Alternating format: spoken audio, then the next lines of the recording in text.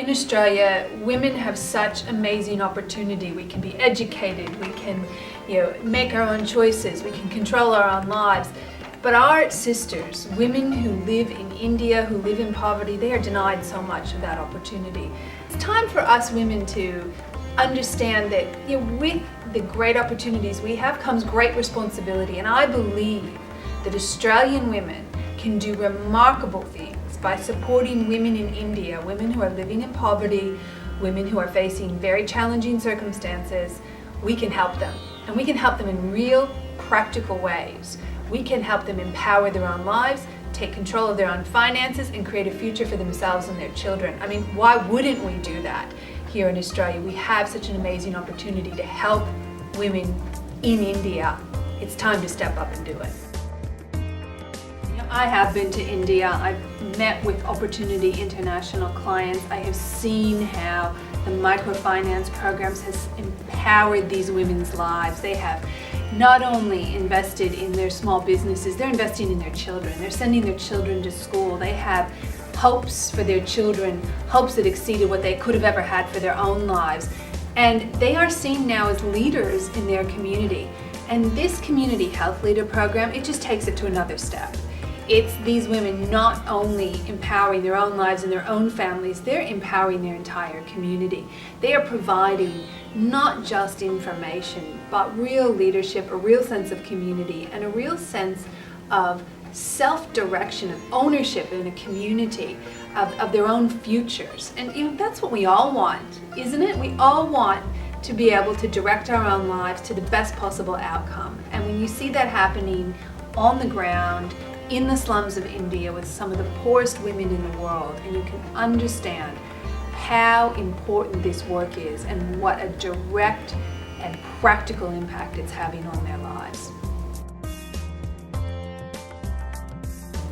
I think most Australian women just take good health for granted. It's part of our everyday lives, and if you don't feel well, you go see the doctor. If you're having your period, you go buy some tampons. If you need to go to the toilet, you find a toilet pretty much anywhere you want to.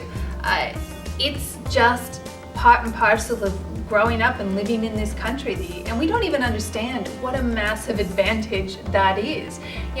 Let's be blunt here. We've all been in those circumstances where we've been in an important meeting or had to do something really important for work, and you've got your period, you've got your cramps, so you just take some medication, you get yourself off to a toilet, and you're able to get on with your day. Imagine if you didn't have that.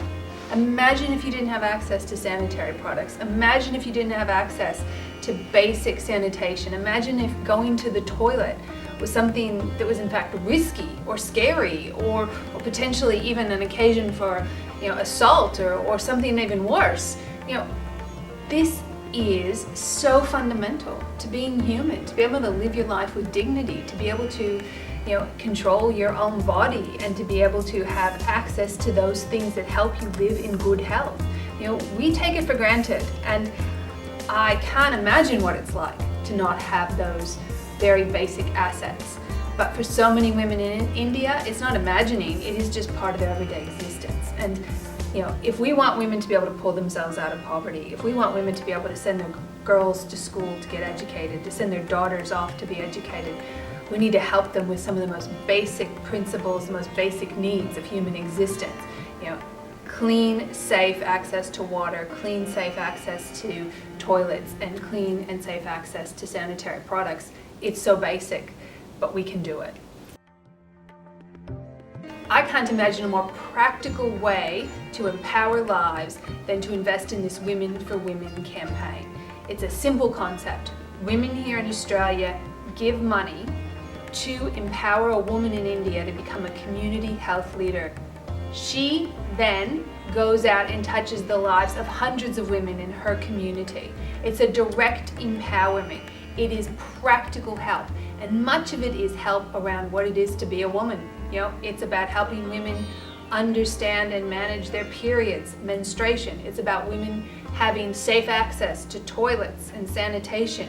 It's about women understanding and being able to help when it comes to childbirth and raising children and managing the health challenges that any family faces, but more acutely in India.